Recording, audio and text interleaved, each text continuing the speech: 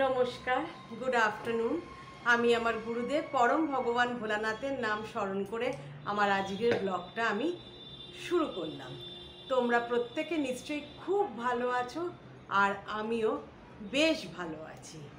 তো প্রথমেই রোজ যেই কথাটা আমি বলি সেটাই বলে রাখি যে যারা যারা আমার চ্যানেলটিকে দেখছো এবং সাবস্ক্রাইব করেছো তাদের অসংখ্য ধন্যবাদ। এরমভাবেই আমার পাশে থেকো, আমার হাত ধরে থেকো, এবং যারা এখনও সাবস্ক্রাইব করতে পারোনি প্লিজ ব্লগগুলো দেখো। যদি ভালো লাগে সাবস্ক্রাইব করো, লাইক কমেন্ট করো। একেবারে পাতে ফেলা যায় না সেরকম কিন্তু নয়। আর হ্যাঁ, হয়তো আমি খুব সাজিয়ে গুজিয়ে বা নিজেকেও সাজিয়ে গুজিয়ে তোমাদের সঙ্গে প্রেজেন্ট করতে পারি না, এবং আমার কথাগুলোও সেরকম সাজানো গোছানো না। তবু যদি তোমাদের মনে হয় যে আমি উচিত কথা বলছি, এবং উচিত কথার থেকে আমি আমার জীবনের সিম্পল মানে সাধারণ একটি গৃহবধূ, তার জীবনে ঘটে যাওয়া কিছু ঘটনা, তার উপলব্ধি, তার চোখে দেখা কানে শোনা কিছু ঘটনাই তোমাদের কাছে আমি তুলে ধরি। এতে কোনো মিথ্যাচার নেই বা কোনো বানানো জিনিস নেই, প্রত্যেকটা জিনিসই সত্যি এবং অক্ষরে অক্ষরে সত্যি। এবং তোমরা ইতিমধ্যে জেনে গেছো যে আমার মানে এই নামেই যে চ্যানেলটা ছিল সেই চ্যানেলটা ডিলিট হয়ে গেছে, আবার আমি নতুন করে শুরু করেছি।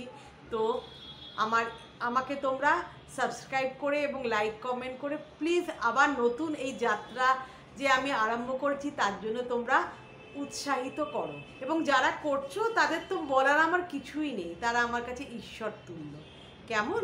তো আজকে যেই আমার কথা বলার সেটাই তোমাদের কাছে আমি তুলে ধরছি। তো তোমরা প্রত্যেকেই জানো গতকাল 2 তারিখ ছিল, গতকাল 2 তারিখ ছিল, আজকে 3 তারিখ, আজকে 3 তারিখ, হ্যাঁ আজকে 3 তারিখ, ক্যালেন্ডারটা দেখে নিলাম, আজকে 3 তারিখ। দিনক্ষণ মনে থাকে না জানো তো। আগে যেমন স্কুল কলেজে যেতাম বা মানে মেয়েরা যখন স্কুলে কলেজে পড়তো তখন না ডেটগুলো ঠিক মনে থাকতো, এখন না ঠিক গুলিয়ে যায়। তো আমি যে আজকে যে 3 তারিখে যে ব্লগটা করছি সেটা তোমরা হয়তো কালকে পাবে, কিন্তু আগের দিন ছিল 2 তারিখ। তো সেদিনকে মাধ্যমিকের রেজাল্ট বেরিয়েছে, ঘরে ঘরে আনন্দ। মানে যারা যারা খুব ভালো রেজাল্ট করেছে তাদের ঘরে ঘরে তো খুশির জোয়ার, এবং যারা ভালোভাবে পাশ করেছো তাদেরও খুব আনন্দ। মানে আমি যে নিউজ চ্যানেলগুলোতে নিউজগুলো দেখছি, প্রত্যেকেই মিষ্টি খাওয়াচ্ছে, কীরমভাবে তারা পড়াশুনো করেছে, তাদের কী টার্গেট, মানে ভবিষ্যতে যারা কি হবে, তাদের গোল কি, হ্যাঁ সব নিয়ে বলছে একটু একটু করে। তার মধ্যে একটি খারাপ খবর আছে, থৈবী মুখার্জি আসানসোলের একটি মেয়ে, সে এই 16ই এপ্রিল সে চলে গেছে, চিরকালের মতন ইহলোক ত্যাগ করে। তার খারাপ জন্ডিস হয়েছিল, ওই কথাটা ওই নিউজটাও কালকে দেখলাম, খুব মনটা খারাপ হয়ে গেল। দেখো, সে তার স্কুলে প্রথম হয়েছে, এই আনন্দটা সে পেল না। এবং তাদের বাড়ির লোকেরা, বিশেষ করে তার ঠাকুমা বলছে, তার মা বাবাকে আমি অবশ্য দেখলাম না নিউজে, তার ঠাকুমাকে বারবার দেখাচ্ছে। ঠাকুমা বলছে যে কষ্ট পেয়েছিলাম ওর মৃত্যুতে, প্রচণ্ড কষ্ট পেয়েছিলাম, কোনো বরাবর ও লেখাপড়ায় ভালো, কিন্তু আজকে রেজাল্টটা বেরিয়ে যখন ও স্কুলের মধ্যে প্রথম হয়েছে আরও যেন কষ্টটা বেড়ে গেল। তো খুব খারাপ লাগলো মানে শুনে, মানে এত আনন্দের মধ্যে ওই খবরটা আমার মনকে ছুঁয়ে গেল।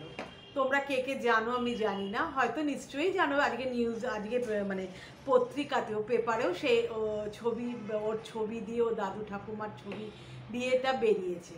সত্যি খুব মনটা খারাপ হয়ে গেল। একটা ছোট মেয়ে তো দেখো, জীবনে সে কিছু দেখতেই পেল না, এবং এই মানে কি বলবো, এই যে প্রথম হওয়ার যে মানে স্কুলের মধ্যে প্রথম হওয়ার যে আনন্দটা সে উপভোগ করতে পারলো না, অকালেই একটি ফুল ঝরে গেল। খুব মনে আমার কষ্ট হয়েছে গো। তো আমি মূল বিষয়ে আসি, সেটি হলো এত আনন্দ, এত উৎসাহ, এত মানে রাশি রাশি নম্বর দেখতে পাচ্ছি আমি, এদের ভবিষ্যৎ কি? তোমরা নিশ্চয়ই জানো, একটি রাজ্য বা দেশ, দুটো প্রধান স্তম্ভ কি বলতো? চিকিৎসা ব্যবস্থা একটা, আর একটা হলো শিক্ষা ব্যবস্থা। এই দুটোই কিন্তু নষ্ট হয়ে গেছে, মানে ঘুণ ধরে গেছে, উই পোকা কুড়ে কুড়ে খাচ্ছে, ভেঙে পড়েছে এবং যে কোনো মুহূর্তে ধূলিসাৎ হয়ে যাবে। এই যে যারা পাশ করলো, কেউ বলছে আমি সায়েন্স নিয়ে পড়বো, কেউ বলছে আমি কমার্স লাইনে মানে বিকম মানে কমার্স লাইনে যাব, কারোর বলছে আমি ডাক্তার হব, মেডিকেলে যাব, কেউ বলছে ইঞ্জিনিয়ারিং যাব, কেউ বলছে পলিটেকনিক, আবার কেউ বলছে আমি বড় হয়ে আমি মানে ভবিষ্যতে সিএ হতে চাই, আবার কেউ কেউ বলছে আমি বিডিও হতে চাই WBCS পাশ করে। ছোট ছোট ছেলে মেয়ে, তাদের চোখে তো বিশাল স্বপ্ন এবং তাদের মা বাবাদেরও তাই। কিন্তু কজন ফ্লারিস্ট করবে, কজনের এই ইচ্ছে পূরণ হবে আমি কিন্তু জানি না। কারণ বুঝতেই পারছো শিক্ষা ব্যবস্থার কি অবস্থা। যাদের বাবাদের টাকা আছে, পয়সা আছে, তারা মানে অর্থের জোরে তারা কোথাও না কোথাও চান্স পাইয়ে দেবে। এবং এই তিলোত্তমা যে আমাদের চলে গেল পুজোর আগে, তিলোত্তমা ব্যাপারটাই এখনো মানে কি বলবো আমরা কি বলবো কোনো সুরাহা হলো না। তো সে কিন্তু মেরিটিয়াস স্টুডেন্ট ছিল, সে কিন্তু নিজের ক্রেডিটে, নিজের রেজাল্টে সে কিন্তু মানে আরজিকর মেডিকেল কলেজ হসপিটালে চান্স পেয়েছিল। কিন্তু এই রকম কজন মেরিটিয়াস আছে বা কজনের যোগ্যতাতে তারা পাবে? অধিকাংশ তো বিকিয়ে যাবে। তার ফলে শিক্ষা ব্যবস্থার এই হাল এবং চিকিৎসা ব্যবস্থারও এই হাল। কিছু কিছু বাবা মা যাদের অঢেল পয়সা, তারা বিদেশে পড়াতে পাঠিয়ে দেবে। কজনের সেটা আছে বলো? এবং অনেকেই হয়তো ভবিষ্যতে যা যা পড়তে চাইছে সেখানে সুযোগ সুবিধে পাবে না। তার ফলে তাদের ঘটি বাটি, জমি জায়গা, বাড়ি ঘর, সোনা দানা যা আছে সেটা বিক্রি করে নয় বিদেশে পাঠাতে হবে, নয় এই কলেজগুলোতে অ্যাডমিশন করতে হবে। সে তো আস্তে আস্তে সবই ধরা পড়ছে। এবং এই যে 26,000 মানুষের চাকরি গেল, শিক্ষকদের চাকরি গেল, প্রত্যেকে তো এখানে ঘুষ দেয়নি বা টাকা ডোনেশন দিয়ে চাকরি পায়নি। তার মধ্যে অনেক যোগ্য মানুষদেরও চাকরি গেছে। এবং যারা অযোগ্য, এবার লোকে বলতে পারবে, এটা আমার মেয়েও বলছে, টাকা দেবে কেন, চাকরির জন্য ঘুষ দেবে কেন? সহমত যে চাকরি হচ্ছে না বা হওয়ার সম্ভাবনা নেই, অন্য কিছুও করা যায়, তোমার ব্যবসা বাণিজ্যও করা যায়, কিন্তু টাকা দেবে কেন? সেটাই একটা বড় প্রশ্ন। কিন্তু এই প্রশ্নটা তো প্রত্যেকের মনে জাগা উচিত, টাকা নেবে কেন? যে হাত পেতে নিয়েছে সেই বা নেবে কেন? এই ব্যবস্থা আছে বলে, মানে দেওয়া নেওয়ার ব্যাপারটা আছে বলেই আজকে কিছু বাবা মা তাদের সর্বস্ব বেচে দিয়ে, সর্বস্ব জলাঞ্জলি দিয়ে তাদের সন্তানদের জন্য টাকা দিয়েছে। অন্যায় করেছে, নিশ্চয়ই অন্যায় করেছে, কিন্তু আর একটা জিনিসও ভেবে দেখা উচিত। ভাবো তো, যাদের বাড়িতে তাদের বাবারা হয়তো একটা গ্রাম্য জায়গার চাষি, তাদের হয়তো ওই চাষাবাদ করেই তাদের সংসার চলে, কিছুটা তারা বিক্রি করে, কিছুটা, এবং যারা চাষি তারা নিজেরাই বলে চাষাবাদ করে আমরা এখানে যেই ফসলগুলো কিনি তার 4 গুণ মূল্যে আমরা কিনি, কিন্তু তারা যৎ সামান্য মূল্য পায়। তাদের হয়তো ভালোভাবে দুবেলা খাওয়াও জোটে না। তাদের বাবা মা তো চাইবেই তাদের ছেলে মেয়েরা কিছু একটা করুক, তাদের মনে আশা থাকবেই, কিন্তু সেই আশাটাকে ধোঁয়া দিচ্ছে যারা হাত পেতে এই মূল্য গ্রহণ করছে। এই ব্যবস্থা, এই বিলি ব্যবস্থা যদি না থাকতো তাহলে তো এই জিনিসটা হতো না যে হ্যাঁ টাকা দেবো তাহলেই আমার হয়ে যাবে। এই ব্যবস্থাটাই তাহলে থাকতো না, মানে এই ব্যাপারটাই তাহলে হতো না। এবং আর.জি. কর মেডিকেল কলেজ হসপিটালে দেখা গেছে অনেক অযোগ্যরাই সুযোগ পেয়েছে সেখানে পড়ার, এবং প্রত্যেকটি সেমিস্টারে যারা ভালো রেজাল্ট করেছে অযোগ্য ছাত্রছাত্রীরা, তারা অযোগ্য কিন্তু তারা প্রথম তালিকায় তাদের নাম আছে এবং তারা সহজেই ওখান থেকে চাকরি পেয়ে যাচ্ছে। তার মানে এটা বোঝাচ্ছে যে দিলেই হবে এই ব্যবস্থাটা আছে বলেই তো হচ্ছে ব্যাপারটা। যদি এই হাত পাতা ব্যাপারটা না থাকতো বা নেওয়ার ব্যাপারটা যদি না থাকতো, তাহলে অভিভাবকরা জানতো যে ঠিক আছে আমার ছেলে মেয়ে চান্স পায়নি, আর একবার নয় তারা পড়াশুনো করবে, চেষ্টা করবে, আর না হয় তারা অন্য কোনো লাইনে যাবে, অন্য কোনো স্ট্রিমে যাবে বা অন্য কিছুভাবে পড়াশুনো করবে। এটা তাহলে তারা ভাবতো, যেরকম অনেকে ভাবে। আমারই এক মেয়ের ছাত্রী সেন্ট জনস ডায়োসেশনে পড়তো, যে স্কুলে আমি পড়েছি, সেই স্কুলে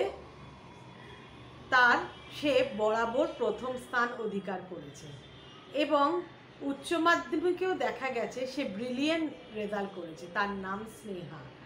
তো তার খুব সে যখন 9-10-এ পড়ে তখনই তার অদম্য ইচ্ছে ছিল সে ডাক্তারি পড়বে এবং হার্ট স্পেশালিস্ট হবে, কারণ তার বাবা একজন হার্টের পেশেন্ট, তার হৃদযন্ত্রে কিছু ডিফেক্টস আছে, অসুখ আছে। তাই জন্য ছোট মেয়ে তো ওর বাবাকে দেখেছে অসুস্থ হতে, নার্সিংহোমে ভর্তি হতে, তারপরে মায়েরও স্ট্রাগল দেখেছে তার বাবাকে ভালোভাবে সেবা শুশ্রূষা করে সুস্থ করে তোলার। তা ওইটুকুনি মেয়েটার মনে আশা ছিল যে সে উচ্চ মাধ্যমিক পাশ করে জয়েন্টে চান্স পেয়ে সে মেডিকেল পড়বে এবং ভবিষ্যতে সে হার্ট সার্জন হবে এবং তার বাবারও সুচিকিৎসা করবে এবং তার বাবার মতন মানুষরা যারা আছে বা মায়ের মতন মানুষরা যা আছে তাদের চিকিৎসা করবে। এটা তো একটা মেয়ে ভাবতেই পারে। ও জয়েন্টে দুটো স্ট্রিমেই জয়েন্টে দিয়েছিল, এক মেডিকেলে এক ইঞ্জিনিয়ারিংয়ে।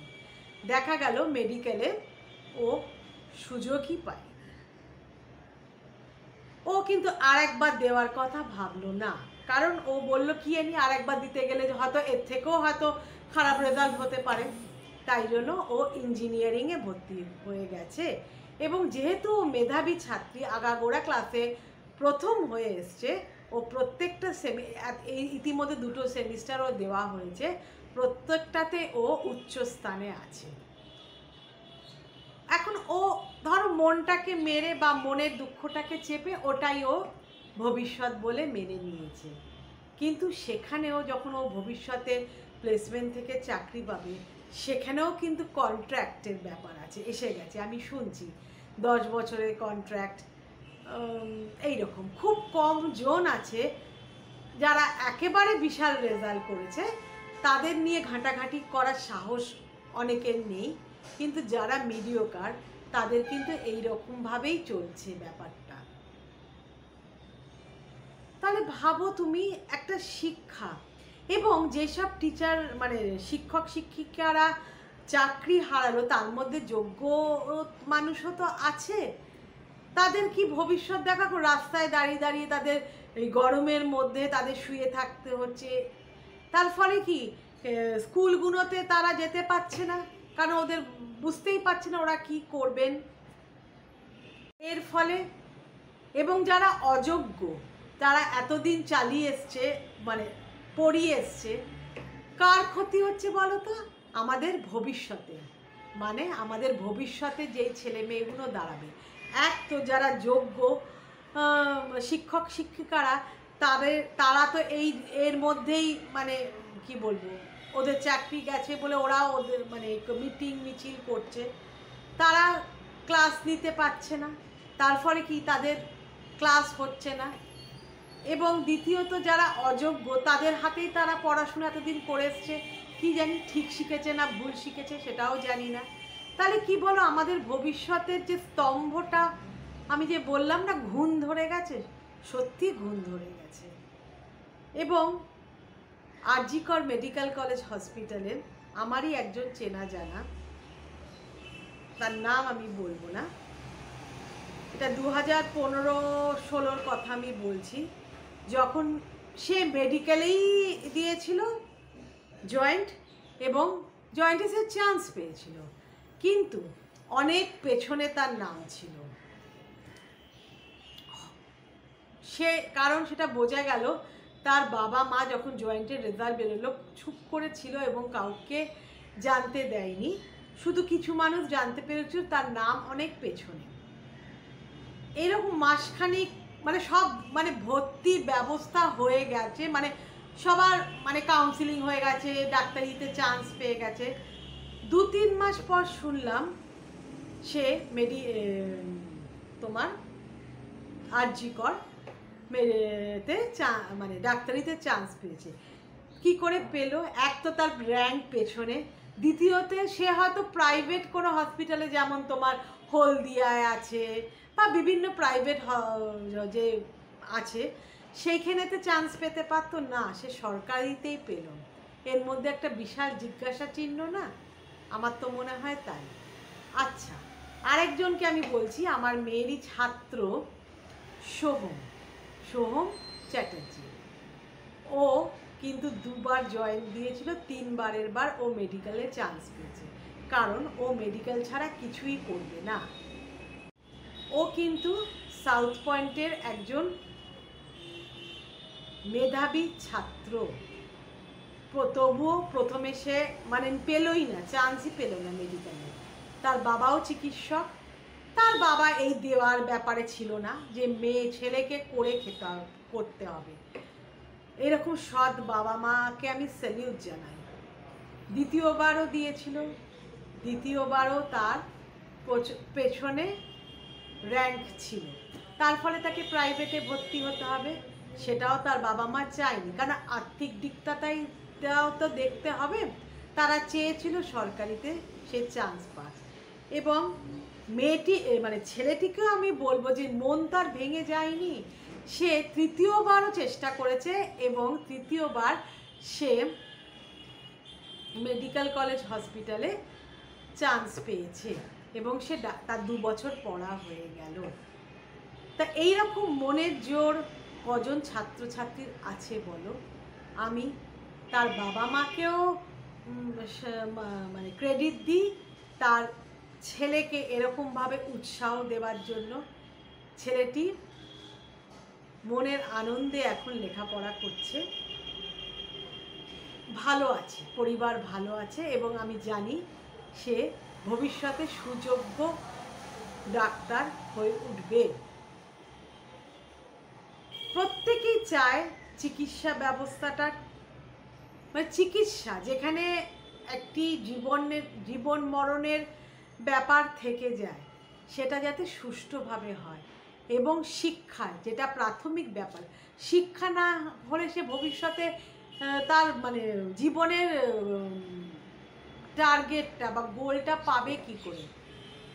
তো আমার বিনীত অনুরোধ, এই দুটো ব্যবস্থা নিয়ে যেন বেচাকেনা না হয়, এইগুলো যেন সুস্থভাবে চলে। এরাই তো আমাদের ভবিষ্যৎ, এদের কাঁধের ওপর ভর দিয়েই তো আমরা দাঁড়িয়ে আছি বলো। তাই জন্য তোমরা কি বলো? আমার কথাটা তোমাদের কেমন লাগলো সেটা আজকে অবশ্যই জানিও, এবং সহমত হলে নিশ্চয়ই লাইক কমেন্ট করো। খুব কষ্ট হয় গো, আমার মানে কবিগুরু বলে গেছেন এবং অনেকেই গান গেয়েছে, এ আমার সোনার বাংলা। সোনার বাংলাটা আজকে কি অবস্থায় দাঁড়িয়েছে, এবং দেখতে পাচ্ছ প্রমোটিং, পুকুর বুঝে গাছ কেটে, যে কারণে এত বাজ পড়ে। আগে কি আমরা কলকাতা শহরে এত বজ্র ও মানে বাজ পড়তে দেখেছি? বাজে মৃত্যু হতে মানে কলকাতা শহরে কি আমরা শুনেছি? এই সব গাছগাছালি কেটে পুকুর বুঝিয়ে প্রমোটিং হচ্ছে, নিশ্চয়ই দরকার। কারণ আমাদের পপুলেশন, লোক সংখ্যা দিন দিন বেড়ে যাচ্ছে এবং তাদেরও তো বাসস্থানের দরকার। কিন্তু আমার মনে হয় কিছুটা গাছগাছালি রেখে, কিছুটা পুকুর ডোবা এইগুলো রেখে, মানে সব একেবারে নির্মূল না করে ফেলে ইট পাথর দিয়ে যে ইমারত তৈরি হচ্ছে সেগুলো গড়ে উঠুক, কিন্তু এইগুলোকেও পাশে রেখে, বা যেই ইমারতগুলো গড়ে উঠছে তার কি বলবো প্রেমিসেসের মধ্যে যাতে হচ্ছে, এখন অনেক হচ্ছে, কমপ্লেক্স হচ্ছে, সুইমিং পুল আছে, বাগান আছে, সেটা যেন হয়। তাহলে কি হয়, আমাদের জীবন বাঁচে, আমরাও বাঁচি এবং এই অসহ্য গরমের হাত থেকেও আমরা বাঁচি। তো আমরা সকলেই যদি চাই এই সোনার বাংলা যেটা এখন আমাদের নেই, সেই কবির ভাষায় এই সোনার বাংলা আমরা ফিরিয়ে নিয়ে আসতে পারি, দেশের সব দেশেরই সেরা করে তুলতে পারি আমার এই সোনার বাংলাকে, আমরা প্রত্যেকেই এসো চেষ্টা করি। তো আমার এই বলা তোমাদের কেমন লাগলো প্লিজ জানিও এবং তোমরা প্রত্যেকে ভালো থেকো। Bye bye, thank you so much.